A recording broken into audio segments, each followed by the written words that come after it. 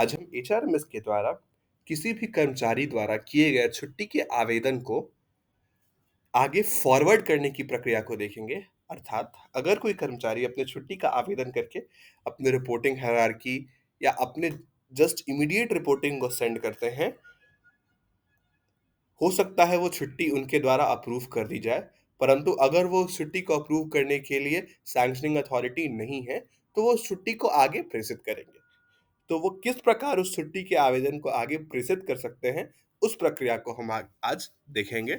उसके लिए सर्वप्रथम जो उसकी रिपोर्टिंग हायरार्की है या जो इमीडिएट रिपोर्टिंग है, जिनको कर्मचारी सर्वप्रथम छुट्टी का आवेदन भेजता है, उनके आईडी से एचआरएमएस पोर्टल पर लॉगिन करेंगे।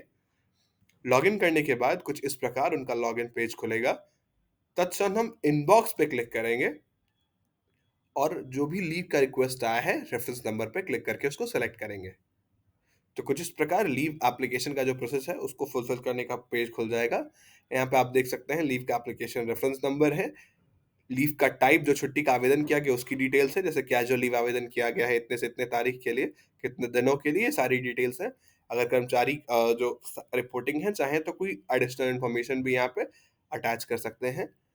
उसके बाद नीचे ड्रॉप डाउन जाएंगे और यहाँ पे एक्शन टेकन ऑप्शन में 4 ऑप्शन आपको दिखाई देंगे।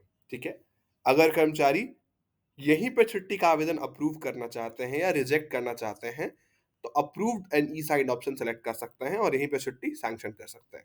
रिजेक्ट करेंगे तो छुट्टी उनका निरस्त हो जाएगा, कर्मचारी को नोटिफिकेशन चला जाएगा कि आपकी छुट्टी निरस्त कर दी गई है। अभी हम जिस ऑप्शन के बारे में देखने वाले हैं वो है फॉरवर्ड ऑप्शन। अर्थात अगर कर्मचारी छुट्टी को अप्रूव करने के लिए सक्षम नहीं है, तो वो इस छुट्टी के आवेदन को आगे जो कर्मचारी नेक्स्ट लेवल ऑफ हायरार्की में पड़ता है उसको प्रेषित करेंगे। उसके लिए हम फॉरवर्ड ऑप्शन सेलेक्ट करेंगे और ऑफिस टाइप सेलेक्ट करने का ऑप्शन है। अगर कर्मचारी जिस कर्मचारी को छुट्टी का आवेदन आगे प्रेषित करना है, अगर जिस ऑफिसर को प्रेषित करना है, अगर वो उसी ऑफिस में कोई सीनियर पद पे हैं, तो ऑफिस टाइप में इंटरनल सेलेक्ट करेंगे और सेंड टू में सारे कर्मचारियों का नाम आएगा। वहां से हम जिस कर्मचारी को भी छुट्टी का आवेदन आगे बढ़ाना चाहते हैं उसका नाम हम सेलेक्ट कर लेंगे। यदि वो कर्मचारी उसी विभाग के किसी दूसरे ऑफिस में कार्यरत है, तो उस सिचुएशन में हम ऑफिस टाइप एक्सटर्नल सेलेक्ट करेंगे और जिस जो विभाग है उस विभाग का नाम यहाँ सेलेक्ट करेंगे। जैसे इस केस में फाइनेंस डिपार्टमेंट है, फाइनेंस डिपार्टमेंट हमने सेलेक्ट किया और सेंड टू में जिस ऑफिस में है वो उस ऑफिस का नाम सेलेक्ट करके सेंड टू में हम उस पर्टिकुलर ऑफिसर का नाम सेलेक्ट कर सकते हैं। यदि ये भी हो सकता है कि जो छुट्टी का अप्रूवर हो वो किसी दूसरे ऑफिस में या किसी दूसरे डिपार्टमेंट के किसी ऑफिस में कार्यरत हो, उस सिचुएशन में दूसरा जिस भी डिपार्टमेंट हो, जैसे एग्जांपल के लिए ये कर्मचारी फाइनेंस का है लेकिन इसके जो छुट्टी के जो फाइनल अप्रूवर होंगे वो जीएडी के हैं, तो हम यहाँ पे डिपार्टमेंट में जीएडी सेलेक्ट कर लेंगे और जीएडी में जो भी ऑफिस होगा उस ऑफिस का नाम सेलेक्ट करके उस कर्मचारी का नाम यहाँ से हम सेलेक्ट कर सकते हैं।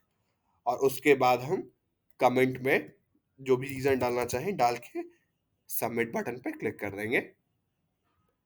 तो हमारा छुट्टी का जो आवेदन है वो उस कर्मचारी के लॉगिन में आगे फॉरवर्ड हो गया।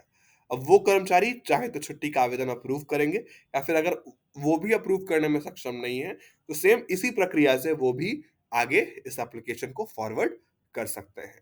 तो इस प्रकार छुट्टी का आवेदन आगे हम फॉरवर्ड कर सकते हैं। धन्यवाद।